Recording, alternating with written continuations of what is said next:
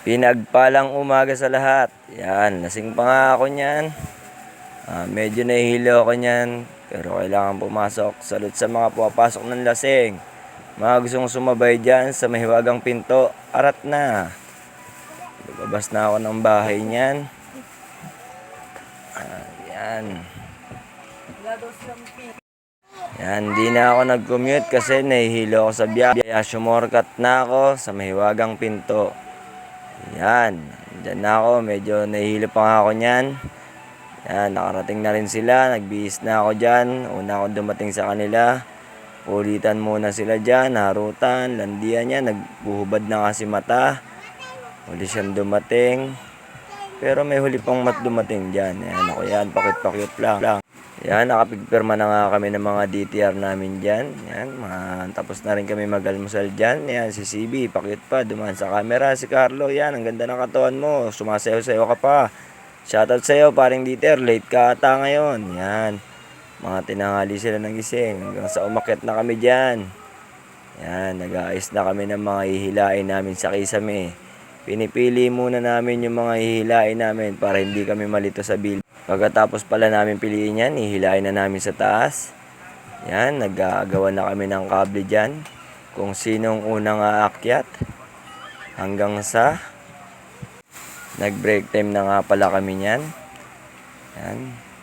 Napagtripan pa nga si Daddy Ethan. Kasi anong oras na, tulog pa. Puyat ka ata. Hanggang sa nasa kisame na ako niyan. Kailangan ko na maghila niyan, magpapawis ako para lumabas ang alak sa katawan ko. Yan, may tao dyan sa harapan ko. Si Wawi yan, di lang makita. Si Madilim. Yan, si CB naman, nasa kabila. Maghihilaan po kami ng kable dyan. Yan lang po yung ginagawa namin sa kisame. Kailangan lang po namin mahila ng maayos yung mga kable. Walang sugat. Yan, kailangan po buo pa rin po yung kable pag binaba namin sa mga column. Yan, inihila ko na po yan. Bali, pinartidahan ko po yung kable niyan, isang kamay lang. Para hindi mabugbog yung wire. Yan, ganyan po yung ginagawa namin sa kisame. Pinipilit po namin magkasa sa loob ng kisame. Yan, hanggang sa mabigay ko na kay CB yung dulo niyan. Hihilain naman ni CB yan. Nasa bumaba na ako. Yan, nahanap naman namin yung mga susunod na iakyat. Yung nga pala si paring Noknok, si paring Ariel. Sila ang mga namimili ng number para malagay sa tamang column. Magkakasunod po kasi yan, may mga bilang po yan. Hindi lang po basta hila ng kable yan, mga grupo-grupo yan. Hindi lang po basta-basta sinasaksak sa kisame. Kami pa nga po palang natira dyan. Yan. Ang dami po niyan. Yan, mga susunod naming hihilahin sa taas. Tignan na namin sa plano yan. Kung ano yung mga number na mauna. Yung mga nasa dulo po, yan po yung mga tropang south. Yan, nagde-distribute po sila. Pagkabagsak po namin ng mga kable, sila na po ang magdadala sa mga tubo. Yan, aakit na nga po pala ako dyan para maghila na ulit ng panibagong grupo ng kable. Yan, madilim nga po pala dyan. Madilim.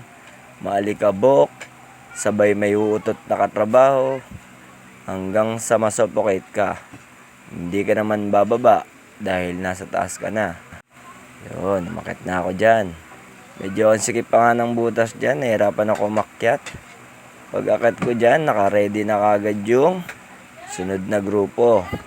Iniaabot na po sa akin yan hanggang sa inihila ko na. Kailangan ko lang po ma-drop yan sa tamang butas. Pag na-drop na po namin yan, sunod yan sa mga tubong mga yan. Mga tubo po na yan, dyan po namin ilulusot yan. Dyan na namin dinidistribute yung mga kable. Bali, 4 nga lang po pala yung inihila ko dyan kasi yun lang po yung para dun sa kasya sa tubo. Yan. Pagod na ako dyan, pawis na ako dyan, hindi lang halata. Yan, si Foreman Lowy. Inaantay niya ako sa taas. Diyan, si Wawi pa rin yung nandyan. Kumakaway po siya dyan, di nyo lang po makita. Yun, pauwi na kami. Nakapila na kami sa sakayan ng bus. Hindi ko na nga po pala in-upload yung mga lakad namin kasi malayo ang lakarin dyan. Yan, nagkikinto kami. Ang haba po ng pila dyan.